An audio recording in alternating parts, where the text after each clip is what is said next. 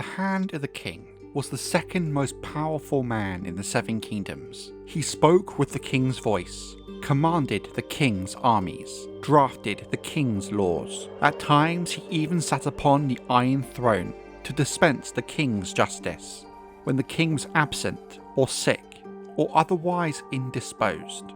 Robert was offering him a responsibility as large as the realm itself.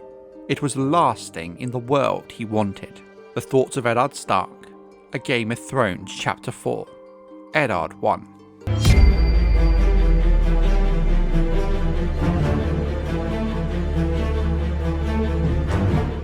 When Aegon the Conqueror first unified Westeros under his rule, while he did have a close group of friends and advisors, some even with titles such as Master of Ships, there was no official collective in the form of a small council. Some argued that the small council we know today didn't take its final form until the reign of King Jaehaerys I, Jaehaerys the Conciliator, with the prior proto-small councils being a much more loosely connected group. So while Aegon did not have what modern rulers would recognise as a small council, he did have one in a form. As then, as in now, the Hand of the King was always the most important advisor, the one all others looked to. By the end of the First Dornish War in 13 AC, King Aegon was already on his fourth Hand of the King, a well-regarded knight, Sir Osmund Strong.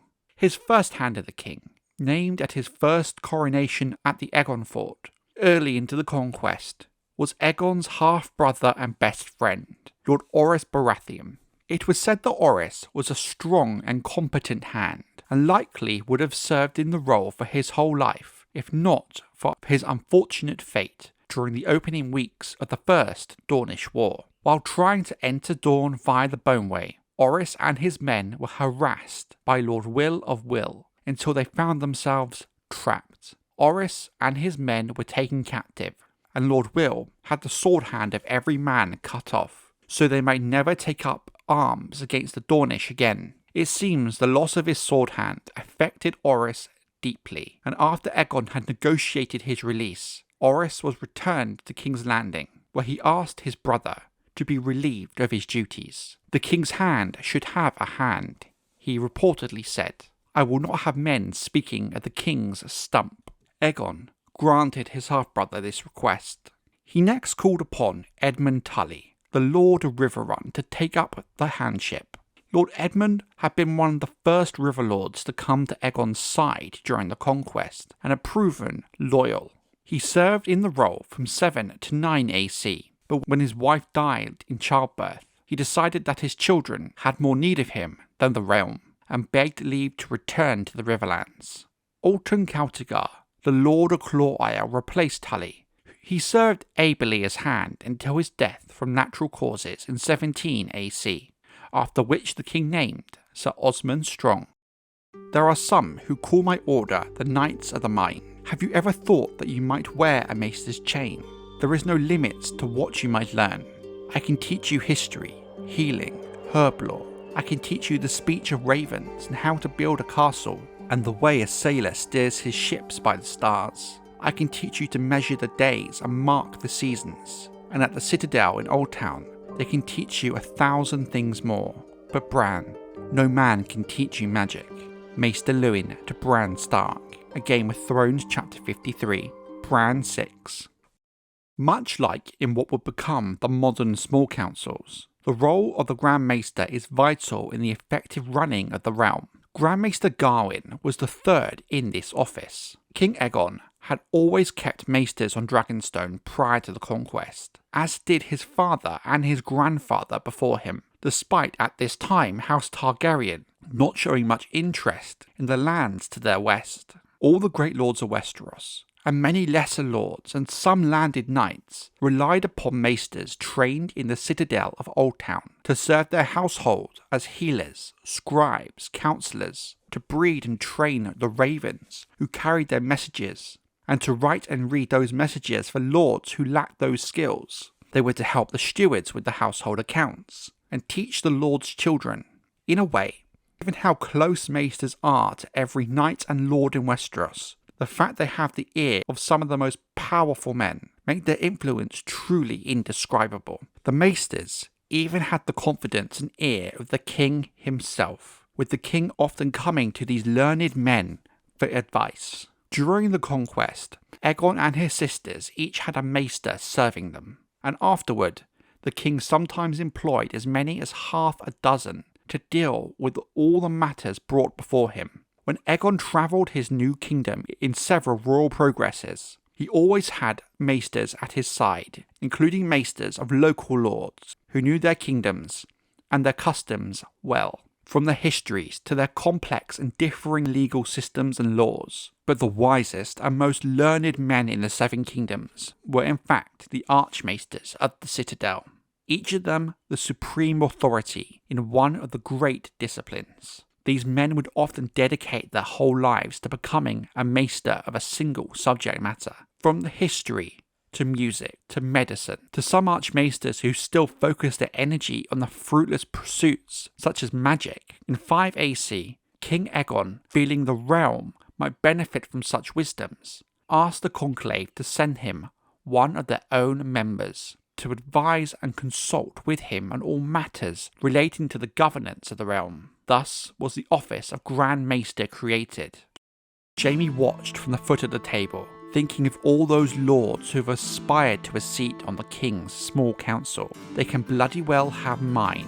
If this was power, why did it taste like tedium? The thoughts of Jaime Lannister. A Storm of Swords, Chapter 72, Jaime 9. The first man to serve in the capacity of Grand Maester was Archmaester Ollidar, Keeper of the Histories, at the Citadel of Oldtown. The king had no say in whom the Grand Maester would be, leaving it to the conclave of maesters to choose the most suitable man. While most maesters are apolitical, some had better working relationships with their king than others. But the role of maester was one many respected, even kings. Though exceptionally learned, Ollidar was also exceptionally old, an issue that would plague the selection of many Grand Maesters. Thus, he passed from this world in less than 6 months after taking up the mantle of Grand Maester. To fill his place, the conclave selected Archmaester Lyonce. He proved more robust than his predecessor, serving the realm until 12 AC, when he slipped in the mud and broke his hip, dying soon after. Whereupon, the current Grand Maester, Grand Maester Gawen, was elevated to the position. As we have discussed, the institution of the King's Small Council did not come into its full effect until the reign of Aegon's grandson, King Jaehaerys the Conciliator. But that's not to suggest that Aegon ruled without the benefit of counsel. He is known to have consulted, often with his various Grand Maesters, and his own household maester as well, on matters relating to taxation, debt, and income. He also created other roles, such as the Master of Coin, in charge of all the taxation and economic policy of Westeros. Though Aegon kept a septon at King's Landing, and another at Dragonstone, the king more often than not wrote directly to the High Septon of Oldtown on religious issues, and always made a point of visiting the Starry Sept during his royal progresses. More than any of these, King Aegon relied most upon the king's hand, and of course upon his sisters, his wives, the queens Rhaenys and Visenya, queens who held more power and influence than any to come after them, save for maybe good Queen Alysanne. A common misunderstanding is the role of the septon at the king's court. Contrary to popular belief, they are not in fact an official member of the small council,